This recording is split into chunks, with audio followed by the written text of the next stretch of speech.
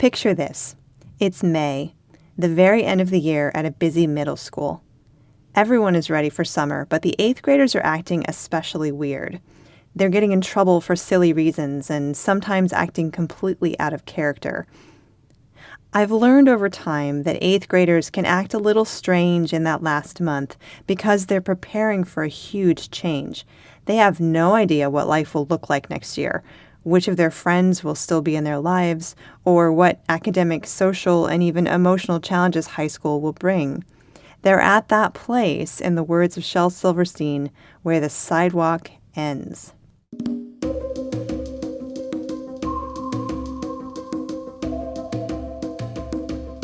Life gives us moments like these again and again, chances to step off the beaten path and into the unknown. What does it take to make that leap? How can we make it easier? What are some little things we can do to support ourselves and the ones we love through the process of reinventing ourselves?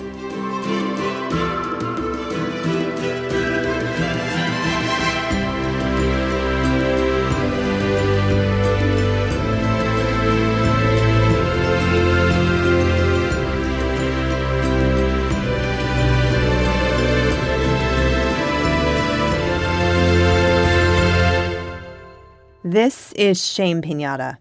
I'm Colleen Thomas. Welcome to Shame Piñata, where we talk about creating rites of passage for real-life transitions. This is part 2 of a 3-part series we're calling Do You Need a Ceremony? In part 1, we focused on honoring important personal moments, the kind there are no party decorations for, and really the kind we might not even think about honoring. Moments that run the gamut from a huge loss like losing a beloved pet to joyful moments like paying off our student loans. The idea is that if it's important to us, it's important to celebrate or mark it in some way. Today, we're going to talk about how ritual can help us reinvent ourselves. Sometimes it can feel like it's time for a change, and sometimes we grow without even realizing it. And other times we don't even know we need to change until we get out of our routine, and when we return to it, we realize it doesn't fit us anymore. Has that happened to you? These are the kinds of changes we'll be talking about today, as well as the many intuitive ways we already demarcate change and growth in our lives. So first, how do we know when we're going through a change? Of course, sometimes it's quite obvious, like when everything is going great and suddenly it all falls apart. Big changes can happen like that, suddenly and with little warning. These can be super unsettling, disorienting, and upsetting. When a change happens, especially if it's a big change that takes our focus, it can be easy to lose touch with the things that ground us and keep us calm. Sometimes we might not notice that things are taking along and we're silently coming to a moment of meaningful change as a person. It might feel like we don't easily fit into a role we've always held, or like no one understands what's really going on for us. We might notice new feelings, like feeling frustrated or annoyed or even more tired than usual. We might notice we're feeling kind of trapped or unappreciated. The reality that we're constantly growing and changing goes somewhat against the way we typically think and plan. For example, we live our lives as if we're all set and nothing will really change from this point forward. We anticipate life stages and probably expect that we're likely to move through them just like our parents did, but in the day-to-day, things can feel pretty stable. So the fact that we're always growing and changing kind of works against the comfort of the known, the stability of the familiar. We're probably eventually going to get tired of this exact job or the unique culture of this company. We may decide to change our major at a very inconvenient time. Maybe by the time we've saved enough to buy our dream home, we've met someone who wants to travel the world instead of settle down. We change. One night years ago, I cooked a wonderful fish dinner, and after cleaning up, I stepped outside to take out the trash. Upon returning to the apartment, I was surprised to realize the entire place smelled like fish.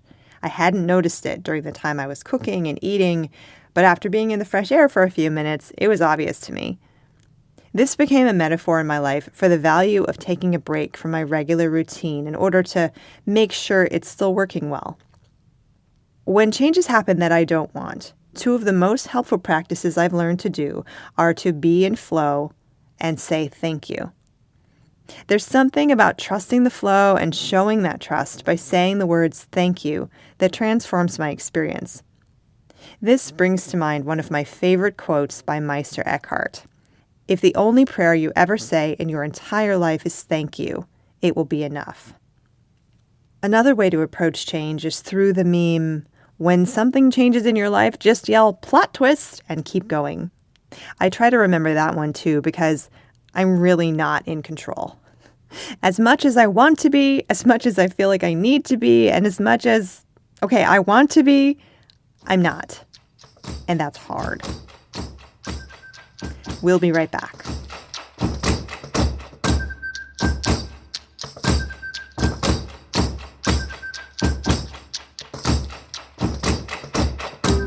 Thanks so much for joining us today. Just a heads up that if you're in a life transition right now and would like some support, you can work with me to have a custom ceremony built just for you. Go to shamepiñata.com to learn more.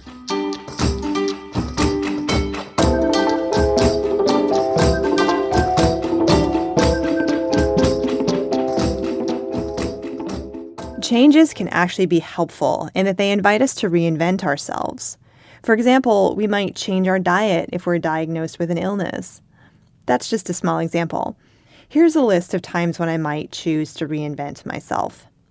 After a loss, when my life is changing in a way I can't control, when I see a change coming, when an old chapter is closing or a new chapter is starting, when I feel like I'm becoming a new person, when I want to get unstuck, when I really want to change an old habit or a mindset, when I notice that hard feelings are getting in my way, or when I feel inspired to become a better or a different person.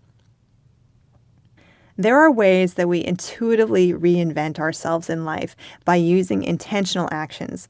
For example, cutting our hair, changing up our personal style, moving to a new place, reaching out to new people, trying something new, even walking a different way to work, anything to honor the way we're changing. In addition to these intuitive methods for changing it up, we can go a little deeper if we want. Here are a few examples. If I see a change coming, I can use ritual to ground on a daily basis, ground into the things that give me strength and help me be me in the flow and be able to say thank you so that I'm able to navigate the change with as much resilience and grace, if I can muster it, as possible. Perhaps lighting a candle each morning, taking 10 minutes of the day to do a breathing practice, dancing to one song every day and full out expressing myself as much as I can for those 5 minutes. When I'm starting a new chapter in life, I can weave the sacred into that experience in several practical ways, from creating a personalized playlist of songs to cheer myself on and hold the hard feelings, to bringing my friends and loved ones around to circle up with me and envision what my life could be like. When it's time to get unstuck, ceremony might help me simulate the stuckness. Maybe a friend can hold my arm and another friend can hold my foot and act as stand-ins for the things that are holding me in place. I might dialogue with them and talk about the limitations I feel and find in my body until I'm ready to make the change and break out of their grasp. Or perhaps it's a different direction.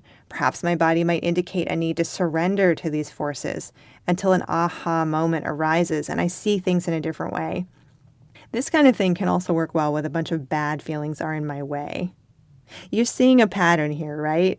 Rituals are physical acts that we do that have a greater significance than just the act itself. And they are effective because they tap into our subconscious mind. Sometimes physical actions can just be straightforward physical actions like drinking a cup of coffee. We want coffee, we drink coffee. End of story. But we might also take a sip of our grandmother's favorite coffee on Samhain to honor our continuing connection to her through the veil, remembering what it felt like to sit in her kitchen as a child, smelling the coffee brewing.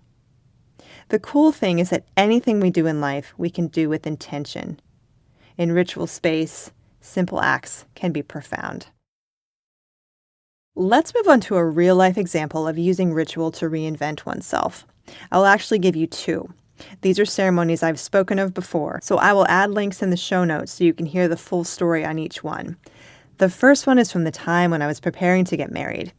I knew in that way we can know ourselves so well that despite my best efforts, I was going to have a tendency to hold the wedding in a lopsided way. I was going to want the fairy tale as the main event, not the commitment and the day-to-day struggle, the active noun of love. Mr. Rogers says love is an active noun like struggle. I was going to focus on the dress and the fairy tale and the ever after, the things that girls get socialized into wanting. Now, I've been a feminist for many years, and I know the archetype of the bride was going to run deep and would pull out all the little girl stuff in me. So I decided to consciously counterbalance that pull by committing to myself first. I designed a self-commitment or self-marriage ceremony, which I held about 3 months before the wedding.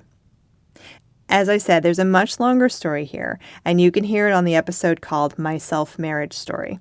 But I will tell you here that the ceremony was a profound moment of reinventing myself as I was about to get swooped up into a bunch of old stuff I don't believe anymore.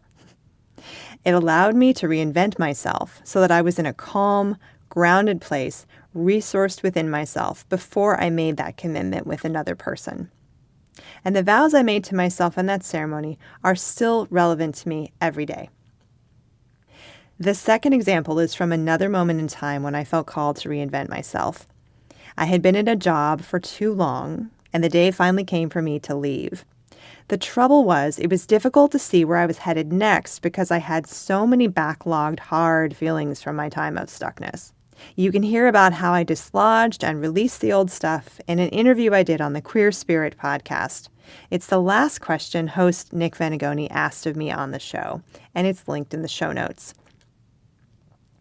I invite you to think and feel through all of these examples and ideas and match them up against any place in your heart that might be ready for a reboot.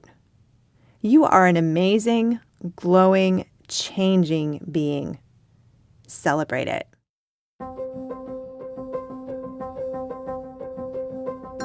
Our music is by Terry Hughes. Be sure to subscribe in your favorite player to make sure you're notified when new episodes are released. Learn more at shamepiñata.com. I'm Colleen Thomas. Thanks for listening.